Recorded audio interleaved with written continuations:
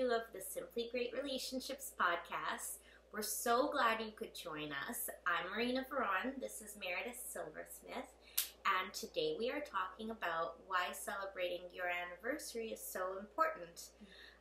So we'll be covering what anniversaries mean in the context of our relationships, what makes them important to celebrate, how to break out of the flowers and chocolate routine, best ways to celebrate our anniversaries, and how to look forward to the next year together.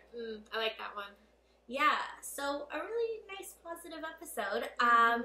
Make sure you stay with us until the end because we've got a really great bonus for you and we'll tell you how to get it at the end. Yep.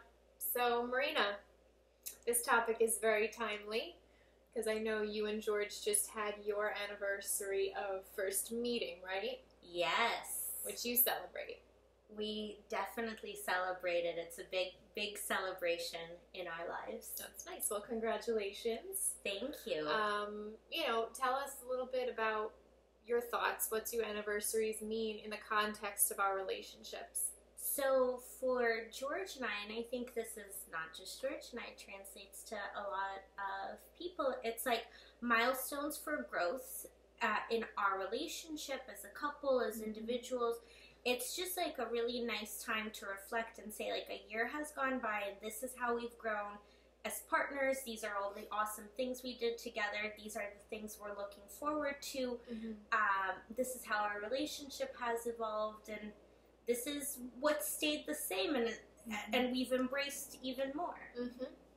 Yeah, that's a great point. And, I look at anniversaries a bit like a marker of commitment. You think of, I always think back to when you're a teenager and you're in, one of your first relationships and you're like, it's our 1 month anniversary. It's our 2 month anniversary. Back then it's really like that's your scale of commitment. And, later in life we go a bit more to the year mark. But I think it's a bit of an accomplishment, and you look back and you say, wow, look at all we've done in 3 years, in 5 years, in 10 years. So it's taking a second to pause and say, wow, it's been this span of time that we've been committed to one another and working on, having a good relationship. Yeah. And I think also it's just an opportunity to celebrate. And it's an opportunity to celebrate something great, which is your relationship. George and I love celebrating. You do not need to twist our arms.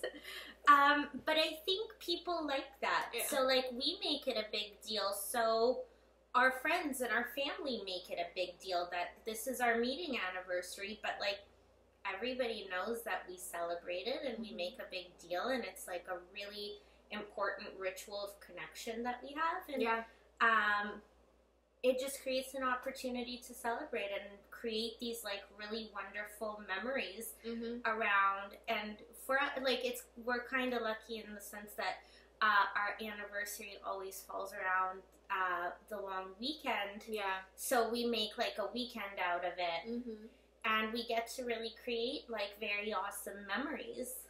That's great. So no complaints there. No complaints with celebrating. And I'm sure you look back at the time you've spent together and just consider everything you've accomplished since then. As individuals and as a couple, it's sort of that opportunity in time to turn around and say, wow. Yeah, definitely. And, as you know, and you and Tom can definitely relate to this, we're so busy and there's so much stuff, constantly going on. And sometimes it's just nice to, hit that pause and go, hey, babe, look at everything we've accomplished. Without losing our minds and still, being together. We must have done something really right here. Yeah. In the context of supporting each other and just, taking that pause and giving yourself that credit and giving yourself some time to reflect. We don't get to do that often enough, but I feel like anniversaries are such a key time to be able to do that. Yeah. Because we get so caught up in the day-to-day, and it's nice to give yourself and your relationship that credit of all the progress you made, because I know at least for me, I would not have progressed in my professional area of my life, if I didn't have my relationship, I know how important that support is for me, and how integral it is to like me being motivated and staying on top of my business. And I know how important that is for George also. Sure. Yeah, it's a lot of good stuff to look back and celebrate. Many reasons to celebrate. That's great. So there's a lot of reasons, but what do you think? I know, we probably think of a few different things, but what makes it so important to celebrate, making it a priority? So I think, again, it's like setting that intention and like scheduling and doing the planning around something. It's saying that it's really important. It's communicating your relationship is important, which, if you've listened to our previous episodes, is something we keep coming back to over and over again. That sending that message that your relationship is important is something that really enriches your relationship. Huge deposit in the emotional bank account. I think just that is a really good kind of starting point as to what makes it important to celebrate. It's the message it sends to your relationship. Definitely. And it's concretely, it's an opportunity to look back on that first date or your wedding day and reminisce, right? Like, most of us have good memories there and can look back and say, oh, what a great day that was. I remember this and I remember that, and sort of get back in that headspace when you were in the honeymoon phase. And just remember those feelings, those experiences, and you can go back to episode 10 of the podcast, Bringing Sexy Back, and reminisce about the old sexy days too. Back in the day, we used to do this, we used to do that. That felt really good. You can look back throughout your relationship in that way as well. Yeah. I know whenever George and I walk by the pub where we had our first, like, date, kind of, we always, have such, like, fond memories and smiles on our faces, and a lot of times, like, we'll go in and grab a drink and sit at the same table and, like, talk about really funny stuff that happened on our first date when George told me he wasn't much of a reader, and he also didn't do mountains, because I asked him if he liked to snowboard. So, it's fun, it's fun, it's funny, it creates that feeling of closeness and that feeling of reminiscing, which is really nice. And again, huge deposit in that emotional bank account. Especially we're in holiday season, things are stressful. To make a giant deposit like that, really, really great buffer, really great cushion for stressors. Absolutely. And it is a type of ritual of connection, right? So we talk a lot about rituals of connection, and we think of them being daily, weekly, monthly, but yearly as well. The traditions that you have in your relationship for how you celebrate different milestones, those are rituals of connection. So it's important to have a conversation. How do we celebrate our relationship? What do anniversaries mean to you? What do they mean to me? How do we celebrate? How do we want to celebrate? Because that's going to, flow into whether it is enjoyable and positive and goes well, or if there are disappointments and hurt feelings and unmet expectations, things like that. So we want to help you avoid those things to the extent possible. So how do we break out of that kind of, and I think this ties into expectations and routines, like the flowers and chocolate routine. Yeah.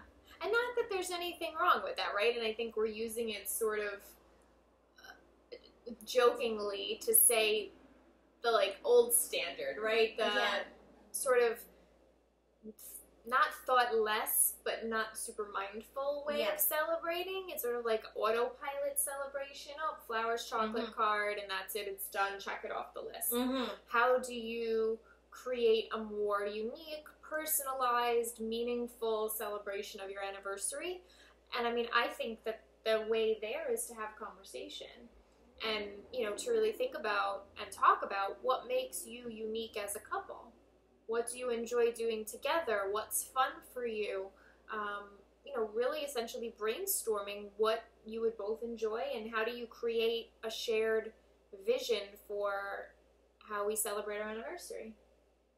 I love that. I love that it's a collaborative effort as opposed to, I see a lot of couples come in butting heads because he didn't surprise me on our anniversary. Oh, yeah. I think wanting a surprise is always a little bit of setting your partner up for failure. Yeah.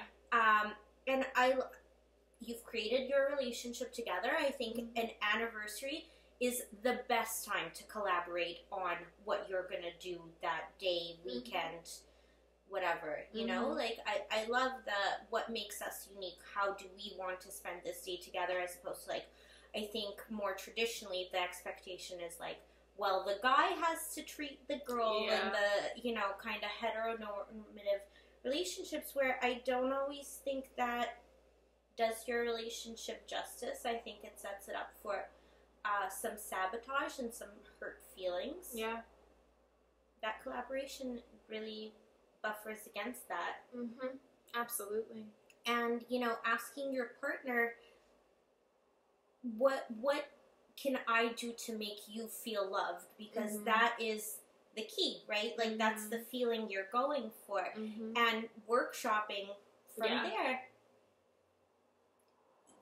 and doing it together, like, makes you feel like, again, it's like just another accomplishment to add to the things you're celebrating. Yeah. It's funny, I'm just thinking of the couples that I work with who are listening. They know I ask this question, or better, more truthfully said, I have them ask each other this question in session periodically, like, what's one thing I can do this week to make you feel loved? And a lot of my couples feel a little bit silly asking that question. I think it's a bit intimate and vulnerable, but I think it's really important. And they're almost always surprised by what their partner says. Because you expect maybe something bigger or more predictable, something that you would expect. When I've had couples say, like, bring me home a cupcake, or, you know, record my show for me, or rub my feet. You know, it's nothing crazy, but it's really powerful to see when someone gets asked that question. They're sort of taken back by it. Yeah, like, learning what's meaningful to your partner. Like, one of the ones that really stands out for me was I was having a session, and I had partners ask this question, and one partner just said, like, text me during the day and say what's up. And the other partner looked shocked. Yeah.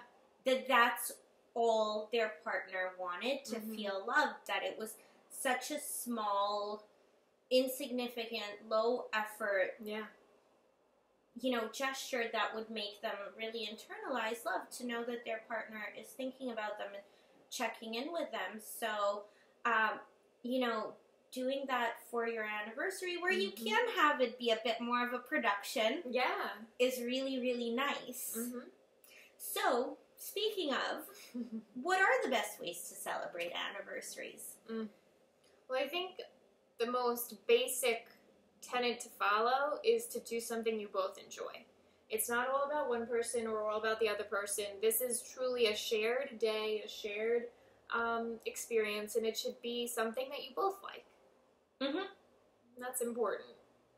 You don't want one person to feel like they're going along with something that they really aren't going to like. It's not your birthday. Yeah. It's not your birthday. I love that. And going with that, plan ahead for that thing that you both like. Do you need childcare? You probably do. Yeah. Plan that ahead. You know, agree on how you will celebrate. Get on the same page, and then really break it down into, this is what we're putting on the calendar. This is what needs to happen. I'll book the hotel. You book the restaurant. You know, like, plan it almost like you'd plan a vacation. Yeah. Right? Like, divide and conquer, to really say, like, vacations are important. A lot of planning goes into those. This is no different. Think of it as, like, almost like a little tiny mini vacation, and put that time and effort and diligence into planning it ahead. Yeah.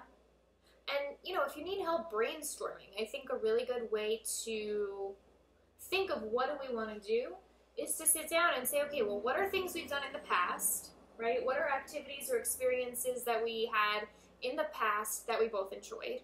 Or what are some new things that we've been talking about wanting to do but haven't gotten the opportunity to yet? So you can totally repeat something from the past if you just loved it and you know that it's something special that you're only going to do then, or try something new.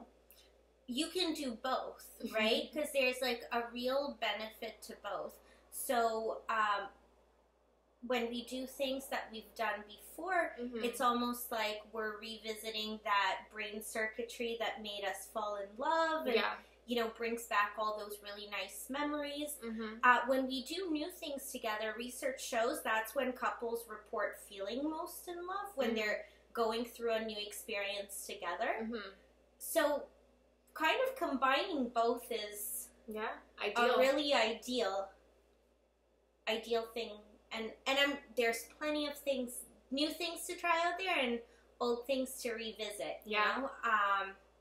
And you can get as creative as you want. Like, this is a great opportunity that your relationship has here to create, like, a really great memory. Yeah. What are your favorite ways to celebrate your anniversary? Oh, boy. Okay, so I will say this. George and I are big celebrators. I will preface it with this. We do not, like, celebrate in mild ways. And we plan our anniversary, like, pretty far in advance. And like I said, because we get the opportunity to make it a weekend, we make it a weekend. And, you know, like, so we really love restaurants and, like, we have, like, ongoing lists of, like, places we want to try and, you know, places we've been to where we want to try different things than we've had before. And we love theater, and we love, like, experiential theater, and we love going out to bars. And then there's, like, a hotel we really love in the city because I'm obsessed with their bathtubs. So we usually, like, have a little kind of city staycation where we stay at a hotel in Manhattan that we really love, and that's, like, a part of the old, is we stay there, we really love it there, we know kind of all the accommodations, and it's really close to a lot of things we love, but we'll, like, try new restaurants, so we always book, like, a really opulent restaurant meal, and then we'll go to a show, and then we'll go out and, you know, go for drinks or go out dancing. So we try to really incorporate, like, all the stuff that we really enjoy into one weekend. And then do you do brunch the next day? Of course. Of course. Okay. Of course. I mean, what anniversary weekend is complete without brunch? So it's a full 24-hour plus celebration. Like a 48-hour. 48er. It's a 48er. And, you know, it's a very, like, phones away, everybody knows that this is what we're doing, like, do not reach out to me unless it's an emergency, no social media, kind of event where we really just focus on each other and we get to be lazy and sleep in late, and sometimes we'll get massages to the room and, like, just kind of indulge and be, like, hedonistic a bit. And, and then we also, like, emotionally, though, what we do a lot of is we do a lot of reminiscing.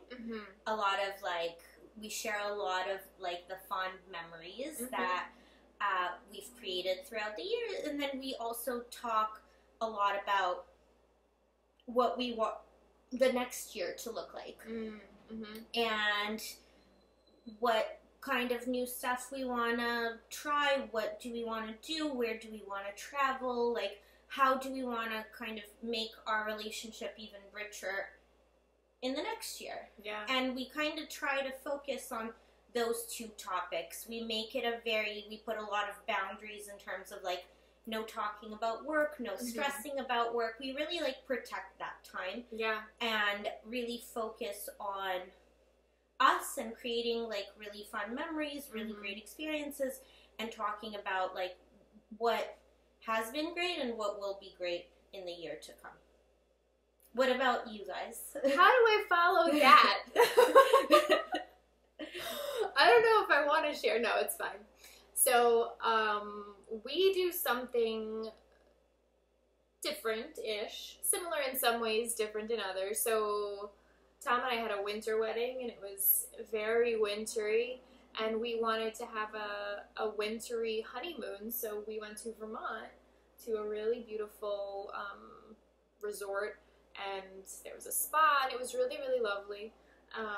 So we had I don't know, for me, like, it's very much about the winter, the snow, like, that feeling that, like, brings me back to that time. So for, you know, since we got married, we've been going back to that same hotel for our anniversary and spending, you know, a couple of days there and going to the same spa and having couples massage and going to some of our favorite restaurants there and just, like, relaxing. So a lot of sitting by the fire, reading, having a drink, having good food, just total relaxation. That's I think you guys like to do more. We like to do less. What kind of emotional atmosphere do you create when you go up to Vermont? Like, what's the focus for you guys there? I think for us, definitely phones away, the same deal. Phones away. We leave the phones in the room a lot of the time and just kind of mill around and see what we can do. We do a lot of recharging, I think, as individuals and as a couple. So a lot of reading, a lot of just like sitting and just being present. And even it's like so silly, but even I know at this hotel, like they have a little library where there's a chessboard. So we'll like go play chess, you know, once in a while and just be together with like no distractions and just feeling really calm and just like be. That's the best way I can describe it, is to just like go back to just being together and doing whatever we want, which we really like. Yeah. Who doesn't like that, right? Yeah, so it sounds like the emotional atmosphere you want to create is that like presence for each other, which, you know, like when things get busy, you don't really get a whole lot of that. Yeah. I know with our schedules, our relationships just don't get a ton of that. That sounds really lovely, though. Thanks. No, we like it. And, you know, it's funny. Like, I wonder if everyone listening feels the same way, but when I listen to you talk about your way of celebrating, I'm like, I want to go see Tom. You know, like when I'm thinking about all those nice like connecting activities, I'm like, I want to go home. Yeah. Let's play hooky and go home and spend time together. I hope you guys get that feeling too, because, you know, that's the ability to like hear about somebody else's celebration and for that to kind of bring up those feelings in you is really important. Yeah, for sure. I'm like, I bet George would love a maple creamy in Vermont. Those were my thoughts. So, Marina, I mean, it sounds like you and George really do this when you're celebrating your anniversary, looking forward to the next year together. And I know you shared some of your tips that you two use to talk about it, but what else do you think is important? So I think just on a very practical level, it's talking about what are your individual goals and what are your couple's goals coming into the year. Like I think it's always really nice to be very clear on your goals and to be able to share them with your partner. And it's also really nice to be clear on your couple's goals. Like we talked about in episode 15, how to get your partner to support your life's dreams. Co-creating that dream together, and the bonus there is really great, the co-creation of the dreams mind map. Like, I think that is a perfect anniversary activity because it allows to, in a very real way, focus on where you want your relationship to go and allows you to share with your partner where you want to go and what kind of support you may need. Yeah, that's a great one. And I also think anniversaries are a great time to refresh your rituals of connection. You know, again, it's a milestone. You could pick any date on the calendar to do this, but why not pick your anniversary when you're like very focused on your relationship health? So go back, way back actually, to episode 2, getting back to the honeymoon phase. Go through your rituals of connection. Go through the bonus for that episode of, here's a list of rituals that you can choose from. When do we want to do them? Daily, weekly, monthly, and put them in your schedule. That's a really good opportunity to look at what's been working, which rituals do we want to keep going with, keep using, which ones do we want to change or swap out, and what to expect in the coming year. So I think that's really important. Yeah, and I think it's a nice way to incorporate maybe some stuff you've been thinking about. Like, I always think it's nice to commit to a new ritual, like for the year. A very small one, like nothing major, nothing big, but like even if it's like 6-second kiss every day, or like hugging till relaxed once a week, like incorporating something like that and saying like year number 9, year number 10, like this will be our little social experiment. Yeah. It's a really fun way to see like how a little thing can really enrich your relationship. Another one, we've talked about this before because we both love, is gratitude journal. Yeah. And doing one for your relationship. Yeah. I love that. I think, and again, it's writing down 3 positive things about your partner or your relationship every day. And you can share them with your partner in some, with some consistency, whether it's weekly or monthly or on your anniversary. I actually think that'd be a really cool gift if you journaled about your partner and the relationship all year and then gave them that book. That's a really good cheat you're giving them now. I love that. Yeah. Right? I think that would be a really, really nice gift. Nice, putting it lightly, a very powerful gift, very meaningful gift also. Very meaningful. Much nicer than flowers and chocolate. Yeah, absolutely. So that's one that, really enhances your relationship. It shifts your mindset from looking at problems to looking at what's going right and what's going well, which helps any relationship. And it gives you a tangible. So I always recommend that. So as always, we don't want you to just listen. We want you to listen and integrate it into your relationship. So we've put together our ultimate guide to a meaningful, fun, and sexy anniversary celebration. Oh boy. You gotta get this one. You can get it at our website, simplygreatrelationships.com/022. So, let's talk about takeaways. My biggest takeaway is actually to really, really plan ahead for our anniversary, because I have to say we're not the best at that. It's like, oh, it's coming up. So now I'm thinking now at this point, how can we start to plan to create that protected time, like you said, to not just, reserve that day necessarily, but to look at what do we want to do, how do we want to celebrate, and then make the necessary arrangements to be able to do that. I like that. Yeah. My big takeaway is the amazing life hack you just gave people, which is to, gift that gratitude journal. Like, wow, how powerful is that? Like, what a beautiful message to send to your relationship, to give somebody, like, a year's worth of gratitude. Like, yeah. I feel like that is worth its weight in gold. So that's my big takeaway. I'm actually really considering doing this. Yeah. For next year? Yeah. Wow. So hopefully George acts surprised. That's awesome. Yeah, because I love that. I think that could be such a great gift. So that's all for today. We hope that you take these tips and start using them right away. I know I'm going to. We'd love to continue the conversation with you, so come and join us in our Facebook group where we'll be hooking you up with tips, tricks, live streams, all exclusive for our members. And you can find our group at facebook.com/groups/simplygreatrelationships, or you can click the link on our website, simplygreatrelationships.com. We would love to hear all about how you celebrate your anniversaries. Yeah, absolutely.